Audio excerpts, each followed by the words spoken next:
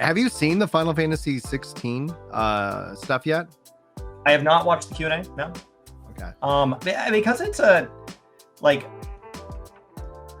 Because the PS5 kind of centric experience, like it's just more and more made me not want to engage. And like literally you could say it's day and date PC and Square Enix is sending you a copy, and the amount of effort that has been presented to make it this Sony experience on behalf of Square Enix frustrates me to the point where I still struggle. Like the game looks so good and I hope people enjoy it.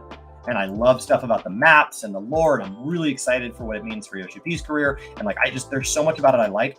The third-party exclusives on behalf of a AAA publisher frustrates me to no end. I just continue to wonder what the total impact on the game will be. Final Fantasy 15 came out, pushed 10 million units over 7 years. 10 million is not a bad number. Like that's incredible. But it was on like every platform. And I do wonder if they count the Switch edition and the mobile edition in that 10, but who knows? And in that regards, with that 16 launching on a PS5, obviously getting paid for that exclusivity, because one of the things that I just kind of eye roll at is this could only be done on a PS5 or a high-end PC. Like, all right, like I get that was bought and paid for. Those words are, that check has been cashed. I get that. I can reconcile that. But the frustration that I have is that no matter what, yes, I will be playing it. Yes, that is going to have me buy a PS5. Yes, that makes that all sense. But does this fundamentally hurt the game in the long run? Do we see yet another Square Enix statement of sales did not meet our, projected numbers that we were hoping to, which has been the kind of almost the mantra that you hear Square Enix releasing about every game that they've come out with outside of Final Fantasy 14. But who's doing the math? Like if 10 million units sold plus a giant check from Sony adds to more money than 30 million units sold, do you take the 10? Like if it's more net money, the goal is the more money, right? The more money, more net money. So if Sony literally did a catch and kill and paid them and didn't even put it on PS5, and they just paid a big enough check, do you make games for nobody? Man, how awful would that be? Right. Like it just is an honest question. That's a thing in the news world. There are companies out there that they align themselves with a certain politician or a certain political ideal or a certain group, and they will purchase rights to a story for the sole intent of not airing it.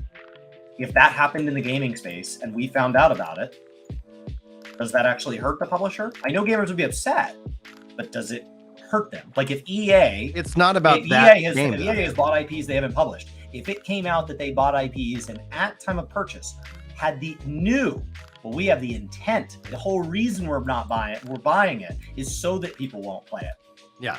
Would it hurt EA?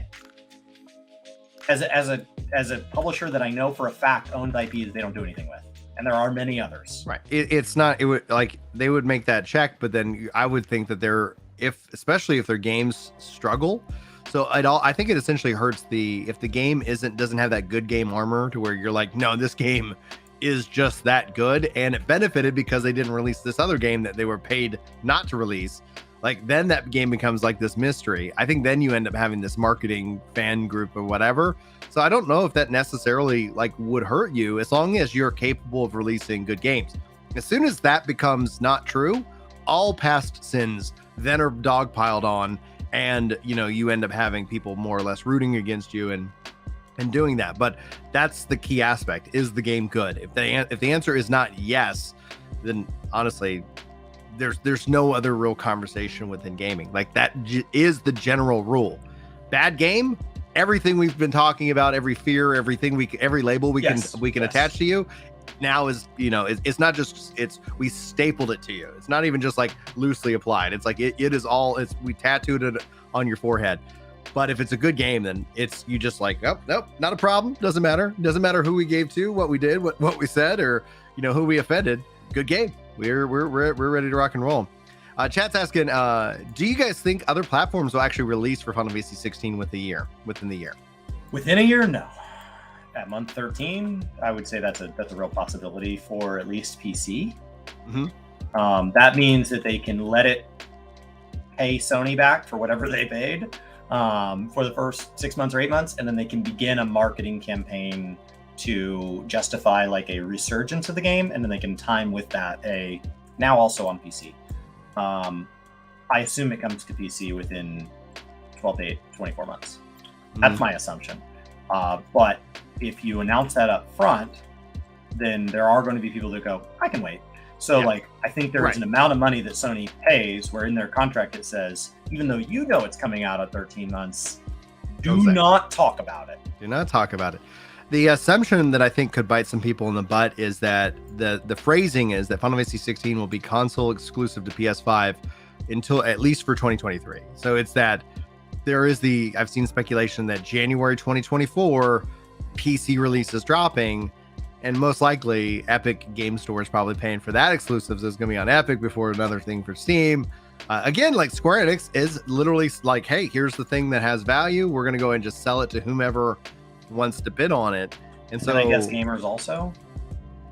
And then like eventually mostly platforms. But like we talked about this in relation to TV shows, like there is a general, I think, deflation hype that outside of the game that can only be done on PS5, you know, according to Yoshi P and the marketing check.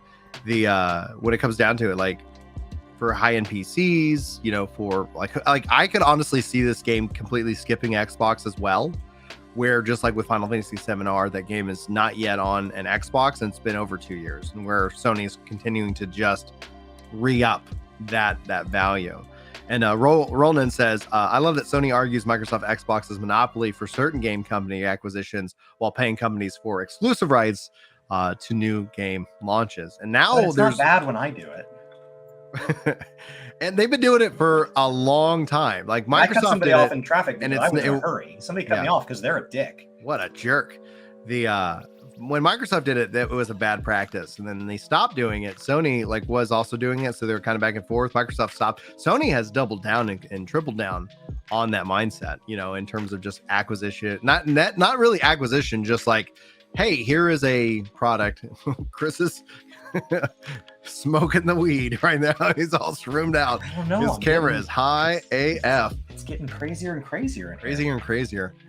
Chili over in chat says that Sony not only is paying for development, but also helping with development. That is all paying for development. Those devs, if they're got any team working, that's ours. And that kind of makes sense because you are launching on a PS5 and you're trying to maximize, clear screen, maximize that effort and what is out there. So that's not really surprising to me, but that in my mind is all the same check. Like, hey, we've got exclusive marketing rights. We've got exclusive launch rights.